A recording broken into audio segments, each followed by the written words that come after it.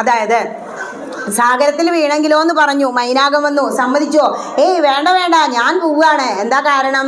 ആത്മീയ യാത്രയിൽ നമുക്കൊരു ഗുരു ഉണ്ടെങ്കിൽ നമ്മൾ എവിടെയും വീഴില്ല. നമുക്ക് തോന്നും, അയ്യോ എന്നെ കൊണ്ട് ഇത് സാധിക്കുമോ? ചിലർ പറയും ഭക്തി വേണം, ടീച്ചർ പറഞ്ഞു, ഈ അമ്പലത്തിൽ പോയി വരലേ ഉള്ളൂ. അപ്പം ഞാൻ പറയാം, അത് LKG, അത് പോരാ, നിങ്ങൾ ആ സഹസ്രനാമൊക്കെ ഒന്ന് എടുത്ത് ജപിക്കൂന്നേ. അയ്യോ ടീച്ചറെ തെറ്റുമോ? ഒന്നും തെറ്റില്ല, തെറ്റിയാലും അതിൻ്റെ ബാക്കി ഫലം ആർക്കാ? ഈ ടീച്ചർക്കാ, നിങ്ങൾ ജപിച്ചോളൂ. അങ്ങനെ സഹസ്രനാമം, രാമായണം, നാരായണിയായിട്ട് എത്ര വ്യക്തികൾ ഉയർന്നു വന്നു. ചിലർ പറയും ഒന്നും ഉണ്ടായിരുന്നില്ല കേട്ടോ, ടീച്ചറിലൂടെ ഇതിന് സാധിച്ചു, തന്നെ പൊക്കം പറയല്ല കേട്ടോ. അങ്ങനെ ഒരു വ്യക്തി പറയുമ്പോൾ ആ ഗുരുവിൻ്റെ മഹത്വം എത്രത്തോളം ഉണ്ട്. നമ്മുടെ കഴിവൊന്നുമല്ല. നമ്മൾ പ്രാർത്ഥിക്കുമ്പോൾ, ഉപാസന ചെയ്യുമ്പോൾ, രാവിലെ ഗായത്രി ജപിക്കുമ്പോൾ, സന്ധ്യാവന്ദനം ചെയ്യുമ്പോൾ, പ്രാർത്ഥനയിൽ ആരെല്ലാം ഉണ്ട്.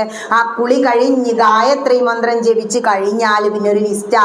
ആർക്ക് വേണ്ടിയാ? നമ്മൾ ഒരിക്കലും നമുക്ക് വേണ്ടിയല്ല പ്രാർത്ഥിക്കുന്നത്, നമ്മളെ ആശ്രയിച്ച് വിശ്വസിച്ച് കഴിയുന്ന ഒരുപാട് വ്യക്തികൾക്ക് വേണ്ടിയിട്ടാണ്. ഇനി ഹനുമാന് വിശ്രമമില്ലാത്തതുപോലെ ഭക്തന്മാരായ നിങ്ങൾക്കും വിശ്രമം ഉണ്ടാവരുത് എന്ന് പറയാം.